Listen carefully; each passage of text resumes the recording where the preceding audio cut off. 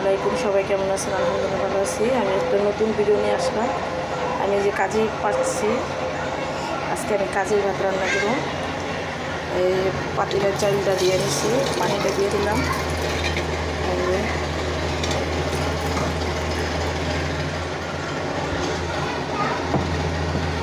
এই যে কাজের ভাতটা বসাই দিছি।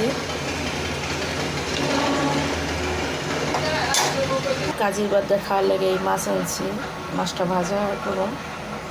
ইলিশ মাছ আনছি। এই যে আমার ভাতটা রান্না হয়ে গেছে, কাজের ভাত।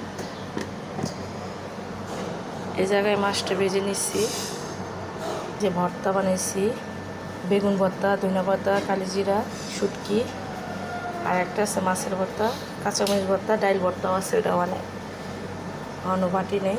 এই যে ডালটা সিদ্ধ করে নিছি, বেটে নেব, ভর্তাটা বানিয়ে নেব। ভিডিওটা ভালো লাগলে লাইক কমেন্ট শেয়ার করে দিবেন প্লিজ। সবাই শেয়ার দিবেন, আমাদের বেশি বেশি লাইক কমেন্ট করবেন। তে ভিডিওটা পর্যন্ত, আল্লাহ হাফেজ।